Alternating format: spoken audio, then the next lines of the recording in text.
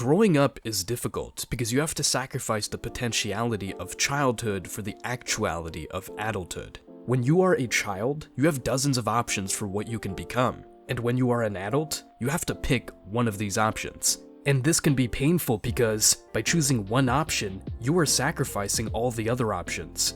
As a teenager, I was thinking a lot about having the opportunity to live all sorts of different lives over and over again, to experience as much of what life has to offer as possible. Different jobs, different people, different time periods, and different places. This idea originated most likely from the fear of making the wrong sacrifices. But the thing that set me free was time, the force that was pushing me in one direction, the future. Time forces us to make sacrifices, except when you are Peter Pan. The Peter Pan syndrome describes men who never grow up. In historic times, you were motivated to grow up because otherwise you would probably have a hard time building relationships, finding a woman, earning money, and, in short, experiencing positive emotions.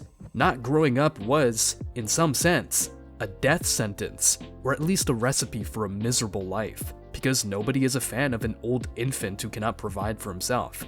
But today, you can escape the societal and temporal forces that push you to grow up by spending time with fun, nonsensical distractions. You can be Peter Pan in Neverland, who is drowning in infinite stimulation and never feels the necessity to grow up. It is this short-term exit strategy that makes you forget the fundamental truth of life. The clock is ticking, and you can't go back in time. Your childhood is finished, done. That's it. It will not come back to you. This can be painful to accept, but fighting the inevitable force of reality is even more painful because you cannot win.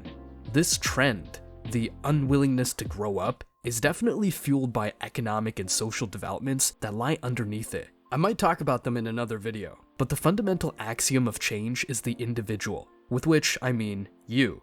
We can cry about the developments in the world all day long, but the fundamental truth is that you are responsible for your life. And if you dodge this responsibility, there is nobody out there who is going to save you. Another aspect of why people are scared of growing up is because they maneuvered themselves into a game where they can only win or lose. And losing is painful. But this is a misperception. The words success and failure imply that there is nothing in between. Our brain loves to generate contrasts. It's either one or the other. But this is ridiculous. There are many games to play, and many measurements of success, and the only way to be truly successful is to fail several times before, until you get to the point where something works out properly. In my opinion, the only real loss is not playing the game entirely. This should be your greatest fear.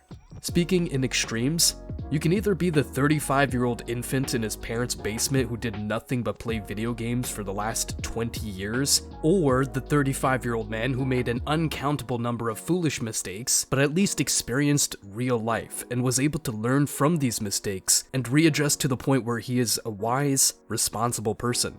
You shouldn't always win at everything. It just means you're not doing anything new or difficult. Then you are not a winner, but a coward.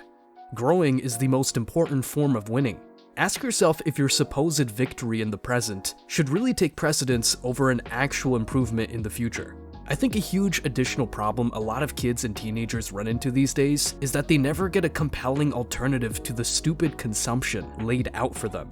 We have a huge lack of good role models, and love them or hate them, but people like Tate, Hamza, or Peterson have undoubtedly helped a lot of people, especially young men, to really get out of their comfort zone and show them that there is more to life than scrolling, watching, and consuming. And we need more of that. More encouragement, less degeneracy. Choosing the right role models is a crucial aspect in order to grow up.